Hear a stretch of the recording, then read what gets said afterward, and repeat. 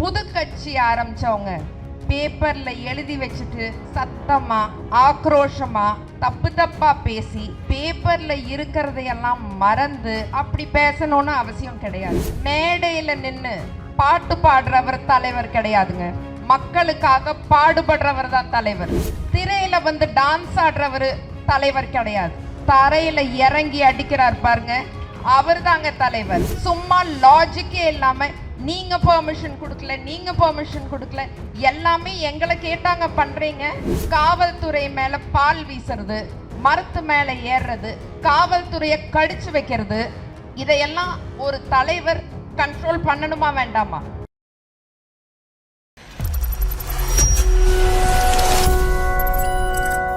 இங்க தமிழன் பிரசன்னா அண்ணா, அவரு என்னோட ஹீரோ.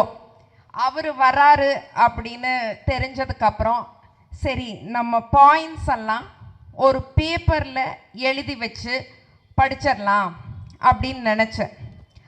ஆனால் புது கட்சி ஆரம்பித்தவங்க பேப்பரில் எழுதி வச்சுட்டு சத்தமாக ஆக்ரோஷமாக தப்பா பேசி பேப்பரில் இருக்கிறதையெல்லாம் மறந்து அப்படி பேசணும்னு அவசியம் கிடையாது. நம்ம கத்தி பேச வேண்டாங்க, உண்மையை பேசினா போதும். அதுதான் நான் இன்னைக்கு பண்ணணும்னு நினைக்கிறேன். இங்கே பெண்கள் நிறைய பேர் இருக்கோம். நான் அரசியலுக்கு வரணுங்கிற ஆர்வம் எங்கிருந்து ஆரம்பிச்சது அப்படின்னு ஒரு சுருக்கமாக சொல்லலான்னு நினைக்கிறேன். நான் குழந்தையா இருக்கும்போது நான் ஒரு நார்மல் குழந்தை கிடையாது. I was a slow learner. அதாவது எனக்கு புரிதல் கொஞ்சம் கம்மியாக இருக்கும். இதுக்கு பார்டர் லைன் டிஸ்லெக்ஸியா அப்படின்னு சொல்லுவாங்க. டிஸ்லெக்ஸியா பற்றி ஹிந்தி நடிகர் ஆமிர் கான் சார் தாரே ஸமீன் பர்னு ஒரு படம் எடுத்தார். அதுக்கப்புறம் அதை பற்றி நிறைய அவேர்னஸ் வந்தது. பட் அப்பெல்லாம் டிஸ்லெக்ஸியா பற்றி பெருசாக யாருக்குமே தெரியாது. நிறைய அவமானங்கள், இன்சல்ட், ஹியூமிலியேஷன் எல்லாமே பார்த்துருக்கேன். அப்பாவோ அம்மாவோ ரொம்ப சப்போர்ட்டிவாக இருந்தாலும் சில சொந்தக்காரங்க இருக்காங்க இல்லைங்களா, உங்கள் லைஃப்லேயும் அந்த மாதிரி சொந்தக்காரங்க இருப்பாங்க. மற்றவங்க குழந்தைகளை மட்டம் தட்டுறது அவங்களுக்கு ரொம்ப பிடிக்கும். அந்த மாதிரி எனக்கும் சொந்தக்காரங்க இருந்தாங்க. நிறைய இன்சல்ட்டெல்லாம் நான் பார்த்துருக்கேன். எனக்கு குழந்தையில என்ன ஒரு ஃபீலிங் இருந்ததுன்னா, நான் தான் இந்த உலகத்திலேயே ரொம்ப பாவமான குழந்தை அப்படின்னு என் மேலே ஒரு செல்ஃப் பிட்டி இருந்தது. ஒரு நாள் ஒரு ஸ்கூல் ப்ராஜெக்டுக்காக என்னை ஒரு பிளைண்ட் ஸ்கூலுக்கு கூட்டிகிட்டு போனாங்க. அங்கே கண்ணு தெரியாத நிறையா குழந்தைங்க இருந்தாங்க. அப்போ தான் எனக்கு தோணுச்சு, எனக்கு எழுத்து புரியாது, அவங்களுக்கு எழுத்தே தெரியாது. என் மேலே இருந்த செல்ஃப் பிட்டி போயிருச்சு. அவங்களுக்கு ஏதாவது பண்ணணும் அப்படிங்கிற ஒரு தேடல் ஆரம்பிச்சது. நிறையா தொண்டு நிறுவனங்களோட வேலை செஞ்சேன். அப்புறம் கொஞ்சம் காசு சம்பாதிக்க ஆரம்பிச்சோன்னே நானே ஒரு என்ஜிஓ ஒன்று ஆரம்பித்தேன். அதை பற்றி நான் நிறைய இடத்துல பேசியிருக்கேன். எனக்கு மக்கள் பணி பண்ணணுங்கிற ஆர்வம் தான் நான் அரசியலுக்கு வர்றதுக்கான காரணம். நான் ரொம்ப உடைஞ்சு இருந்த டைமில் முத்தமிழறிஞர் டாக்டர் கலைஞர் ஐயாவோட வரிகள் வந்து எனக்கு ரொம்ப ஆறுதலாக இருந்தது. அது ஒரு தாலாட்டு கேட்குற மாதிரி இருந்தது. திமுகவுடன் சேர்ந்து மக்கள் பணி பண்ணணுங்கிறது அப்போ ஆரம்பித்த விஷயந்தான். நான் காரில் இன்னைக்கு வந்துட்டு இருக்கும்போது என்னோட இன்ஸ்டாகிராம் ஓப்பன் பண்ணேன். அதில் ஒரு கமெண்ட், நிறையா கமெண்ட் வந்திருந்தது புது கட்சியிலிருந்து. என்னடி ஆளுங்கட்சியில் பெரிய பதவியில் இருக்கிற திமிரான்னு. சத்தியமாக சொல்கிறேங்க, பதவியில் இருக்கிற திமிரெல்லாம் இல்லை. ஆனால் திமுகவில் இருக்கிறத நினச்சி ஒவ்வொரு நாளும், ஒவ்வொரு நொடியும், ஒவ்வொரு நிமிஷமும் நான் ரொம்ப ரொம்ப கர்வப்படுறேங்க. இத்தனை நாள் ஊட்டச்சத்து நிபுணர் திவ்யா சத்யராஜ் அப்படிங்கிற அடையாளம் இருந்தது. இப்போ ஒரு புது அடையாளம் வந்திருக்கு, டிஎம்கே திவ்யா சத்யராஜ். திமுக திவ்யா சத்யராஜா இருக்கிறதுல நான் ரொம்ப ரொம்ப பெருமைப்படுறேன். திமுக பெண்களுக்கான கட்சி, பெண்களுக்கு எதிரான சித்தாந்தம் கொண்ட கட்சிகள் நிறையா இருக்கு. அதில் ரொம்ப முக்கியமான 2 கட்சிகள் ஆர்எஸ்எஸ் அண்ட் பிஜேபி. ஆர்எஸ்எஸோட தலைவர் திரு மோகன் பகவத் அவர்கள் ஓப்பனாகவே பேசியிருக்கார். பெண்கள் இப்படித்தான் இருக்கணும், பெண்கள் வேலைக்கு போகக்கூடாது, பெண்கள் இப்படித்தான் ட்ரெஸ் பண்ணணும் அப்படின்னு எல்லாம் பேசியிருக்காரு.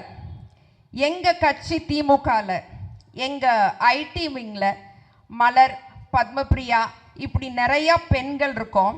எங்கள் மாண்புமிகு ஐடி மினிஸ்டர் ராஜா அண்ணா எங்களை அவ்வளோ மரியாதையாக நடத்துவார். ஒரு நாள் கூட எங்களுக்கு ட்ரெஸ் கோடெல்லாம் இருந்ததே இல்லைங்க. Our voice is heard. நம்ம மாண்புமிகு முதலமைச்சர் திரு மு.க. ஸ்டாலின் அவர்கள் பெண்களுக்கு எதிராக எந்த ஒரு வன்முறை நடந்தாலும் அதை உடனே தட்டி கேட்டிருக்காரு. அண்ணா யூனிவர்சிட்டியில் நடந்த சம்பவம்க்கு அப்புறம் அந்த நபருக்கு தண்டனை வாங்கி கொடுத்துருக்கிறாரு. பெண்களுக்கு எதிராக யார் பேசினாலும் அவங்கள சஸ்பெண்ட் பண்ணியிருக்காரு. நான் பாஜக கிட்ட ஒரு கேள்வி கேட்குறேங்க. அண்ணா யூனிவர்சிட்டியில் நடந்த மாதிரி ஒரு சம்பவம் ஒரு முஸ்லிம் பெண்ணுக்கு நடந்தா பாஜக கண்டுக்க கூட மாட்டாங்க. அவங்களுக்கு 2 வார்த்தை தாங்க தெரியும், ஹிந்தி, ஹிந்து. தமிழ்நாட்டுக்கு நிதி இல்லை, தமிழ்நாட்டுக்கு நீதி இல்லை, நீட்டை மட்டும் தலையில கட்டிட்டாங்க. பாஜகவோட இன்னொரு மாபெரும் ஊழல் எஸ்ஐஆர் அவசரமா தேர்தல் டைம்ல அனௌன்ஸ் பண்ணணும்னு என்ன அவசியங்கிறது நம்ம எல்லாத்துக்குமே தெரியும். பாஜக கவர்மெண்ட்டுக்கு தமிழ்நாட்டை பற்றி எந்த கவலையும் எப்போதும் இருந்ததே கிடையாதுங்க. ஒரு ஸ்டேட்டில் எல்லாமே நல்லா இருக்குது அப்படிங்கிறப்போ ஆட்சி நடத்துறது கஷ்டம் கிடையாது. ஆனால் ஒரு சம்பவம், அஜித் குமாரின் லாக்அப் மரணம், அதுக்கப்புறம் நம்ம திராவிட நாயகன் அந்த குடும்பத்துக்கு எம்ப்ளாய்மெண்ட் வாங்கி கொடுத்துருக்காரு, பட்டா கொடுத்துருக்காரு, நிதியுதவி செஞ்சுருக்காரு. கள்ளச்சாராயம் விபத்துக்கு அப்புறம் அங்கே இருக்கிறவங்களுக்கும் நிதியுதவி செஞ்சுருக்காரு. இண்டஸ்ட்ரி, அக்ரிகல்ச்சர், மருத்துவம், சுகாதாரம், பெண்களின் முன்னேற்றம், குழந்தைகளின் முன்னேற்றம்னு தொட்ட துறையிலெல்லாம் வெற்றி நம்ம திமுக கவர்மெண்ட்டுக்கு மட்டும்தாங்க இருக்கு. நம்ம மாண்புமிகு துணை முதலமைச்சர் திரு உதயநிதி ஸ்டாலின் அவர்கள், அவர் ஒரு அருமையான தலைவர்.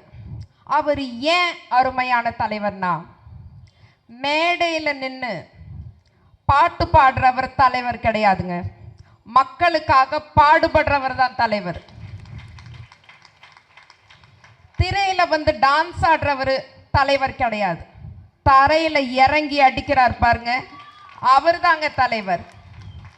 எவ செத்தா எனக்கு என்ன அப்படின்னு படையப்பால வர ரம்யா கிருஷ்ணன் மேடம் மாதிரி ஆஃபீஸ் ரூம்ல உட்கார்ந்துட்டு லாஜிக்கே இல்லாம ஸ்லோ மோஷன்ல பேசுறவர் தலைவர் கிடையாது. துபாய் பயணத்தை கேன்சல் பண்ணிட்டு மக்களுக்காக ஓடி வந்தார் பாருங்க, அவரு தாங்க உண்மையான தலைவர். இந்த கரூர் சம்பவத்தை பத்தி லாஜிக்கே இல்லாம புது கட்சியிலிருந்து வந்தவங்க சில கேள்வி கேட்டாங்க. ஏன் செந்தில் பாலாஜி அண்ணா உடனே வந்தார்? செந்தில் பாலாஜி அண்ணா உடனே வந்தது அவரோட எஃபிஷியன்சியை காமிக்குது. ஏன் அன்பில் மகேஷ் அண்ணா அழுதார்? எங்க அன்பில் மகேஷ் அண்ணா அழுதது அவருக்கு மக்கள் மேல இருக்கிற கருணையை காமிக்குது. ஏன் ஜோதிமணி மேடம் ஓடி வந்தாங்க? ஜோதிமணி மேடம் ஓடி வந்தது அவங்களுக்கு மக்கள் மேல் இருக்கிற கருணையை காமிக்குது. சும்மா லாஜிக்கே இல்லாம நீங்க பெர்மிஷன் கொடுக்கல எல்லாமே எங்களை கேட்டாங்க பண்றீங்க, நாங்க பிரின்சிபல், நீங்க எல்கேஜி ஸ்டூடெண்டா, எல்லாமே எங்க பெர்மிஷனோட தான் நீங்க பண்றீங்களா? அதனால கொஞ்சம் லாஜிக்கோட பேசணும். காவல்துறை எதுக்குங்க இருக்காங்க? நம்மளை ப்ரொடெக்ட் பண்றதுக்கு. காவல்துறை மேல பால் வீசுறது, மரத்து மேலே ஏறுறது, காவல்துறையை கடிச்சு வைக்கிறது, இதையெல்லாம் ஒரு தலைவர் கண்ட்ரோல் பண்ணணுமா வேண்டாமா? நம்ம மாண்புமிகு அறநிலையத்துறை அமைச்சர் எங்கள் சேகர் பாபு ஐயா ஒரு நாள் எங்கள் வீட்டுக்கு வந்தார். எங்கள் அப்பாவும் அவரும் நல்ல ஃப்ரெண்ட்ஸ். ராத்திரி ஒரு 9 மணி இருக்கும். அப்பா அவரை வழி அனுப்புறதுக்கு வெளியில் போயிட்டு இருந்தார். நான் அப்போ தான் கிளினிக் முடிச்சுட்டு உள்ளே வரேன். அவ்வளோ டயர்டாக வரேன். பெருசாக ஒன்றும் பண்ணலிங்க, ஒரு 10 பேஷண்ட் பார்த்துருப்பேன். ஆனால் சேகர் பாபு ஐயா முகத்தில் அவர் அவ்வளோ வேலை செஞ்சுருக்காரு, ஒரு சின்ன சோர்வு கூட இல்லை. எங்கள் அப்பா சொல்கிறாரு, அப்போ நான் அரசியலுக்கு வரல, நீ அரசியலுக்கு வந்தா சேகர் பாபு ஐயா மாதிரி இருக்கணும் அப்படிங்கிறார். அதுக்கு நான் சொன்னேன், அதெல்லாம் முடியாது. எப்படி ஒரே சூரியனோ ஒரே சேகர் பாபு ஐயா தான் இருக்க முடியும், அவர் மாதிரி யாருனாலையும் ஆக முடியாது. மரியாதைக்குரிய கமிலா நாசர் மேம், எனக்கும் அவங்களுக்கும் நிறைய ஒற்றுமை இருக்கு. அவங்க கிட்ட நான் நிறைய விஷயங்கள் வியந்து பார்த்துருக்கேன். பட் அவங்க கிட்ட எனக்கு ரொம்ப பிடிச்ச விஷயம், அவங்க ஒரு முற்போக்கு சிந்தனை உள்ள ஒரு தாய். அவங்க மாதிரி ஒரு தாய் எல்லா குழந்தைகளுக்கும் கிடைச்சா அவங்களோட 2 மகன்கள் மாதிரி அறம், திறன், வீரம் நிறைந்த குழந்தைகள் நம் நாட்டிற்கு கிடைப்பார்கள். மரியாதைக்குரிய மேயர் பிரியாராஜன் மேம், எவ்வளோ வேணாலும் அட்டாக் பண்ணுங்க, எவ்வளோ வேணாலும் ட்ரோல் பண்ணுங்க, ஒரு செங்கலை கூட அசைக்க முடியாது. She is a brave person. Priya ma'am மாதிரி குடும்பத்தில் ஒரு பொண்ணு இருந்தால் அந்த குடும்பமே சந்தோஷமா இருக்கும். நாட்டில் அவங்க மாதிரி பெண்கள் இருந்தால் அந்த நாடே நல்லா இருக்கும். நான் ஒரு சின்ன விஷயம் சொல்லலான்னு ஆசைப்படுறேங்க. நடிகர் யோகி பாபு இருக்கார் இல்லைங்களா, எல்லாருக்கும் அவரை தெரியும். நான் அவரோட பெரிய ஃபேன். எனக்கு யோகி பாபு சாரை கடத்துற அளவுக்கு பிடிக்கும். அதுக்காக நாளைக்கு யோகி பாபு சார் ஒரு கட்சி ஆரம்பிச்சார்னா நான் அவருக்கு ஓட்டு போடுவேனான்னா அது அவர் எந்த அளவுக்கு மக்கள் பணி செய்யறாருங்கிறத பொறுத்தது தான். யோகி பாபு சார் கியூட்டா இருக்காரு, ஸ்வீட்டா இருக்காரு அப்படிங்கறதுக்காக நான் அவருக்கு ஓட்டு போட முடியாது. There is a lot of difference between a fan and a citizen. ஒரு ரசிகனுக்கும் ஒரு குடிமகனுக்கும் நிறைய வித்தியாசம் இருக்கு. இதை நம்ம எல்லாரும் கண்டிப்பா புரிஞ்சுக்கணும் அப்படின்னு நான் விருப்பப்படுறேன். இந்த விழா நல்லா நடக்கிறதுக்கு காரணமாக இருந்த, முன்னிலையில் இருந்த எல்லார் பற்றியும் பேசணும்னு எனக்கு ஆசை. ஆனால் இங்கே நேரம் கம்மியாக இருக்குது. உங்கள் கூடலாம் சேர்ந்து ட்ராவல் பண்ணுறது எனக்கு ரொம்ப ரொம்ப சந்தோஷமாக இருக்குது. நீங்கள்லாம் தான் திமுகவின் மிகப்பெரிய பலம், மிகப்பெரிய சக்தி. நான் இங்கிருந்து என் பேச்சை முடிச்சுட்டு வீட்டுக்கு போய் இறங்கறக்குள்ள புது கட்சியில் இருக்கிறவங்க என்னை ரொம்ப ஆபாசமாக என்னெல்லாம் பேசக்கூடாதோ அந்த மாதிரியெல்லாம் எங்கள் பெண்களை பற்றி அவங்க பேசிட்டு தான் இருக்காங்க. நான் அவங்களுக்கெல்லாம் ஒரே ஒரு விஷயம் சொல்கிறேன். நீங்கள் சோஷியல் மீடியாவில் எங்களை பற்றி பாடி ஷேமிங் பண்ணுறதை விட்டுட்டு உங்களுக்கு தைரியம் இருந்தால் நேராக என் வீட்டுக்கு வந்து கேள்வி கேளுங்க. நாங்கள் திராவிட பெண்கள், எங்களுக்கு பாடி கார்ட்ஸ் எல்லாம் கிடையாது.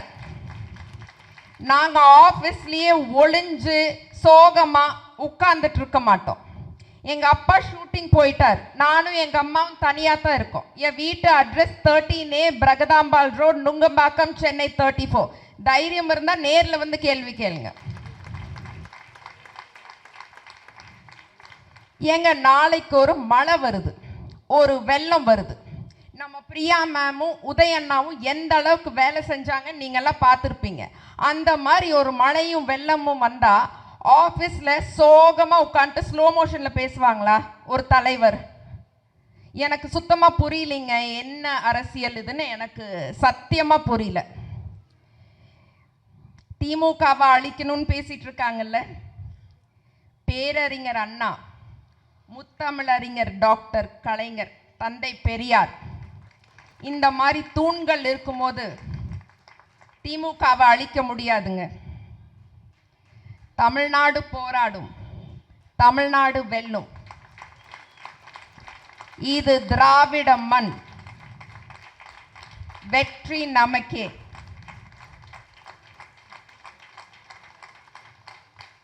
தந்தை பெரியாருக்கும், வாழும் தந்தை பெரியார் என் தந்தை புரட்சி தமிழன் சத்யராஜ் அவர்களுக்கும் என்னுடைய நன்றி. நன்றி, வணக்கம்.